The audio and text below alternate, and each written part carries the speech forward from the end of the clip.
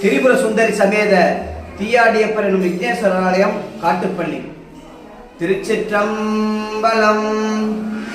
வேயுரு தோழி பங்கன் விடமுண்ட கண்டன் மிக நல்ல வீணை தடவி மாசரு திங்கள் கங்கை முடிமேலணிந்து என் உளமே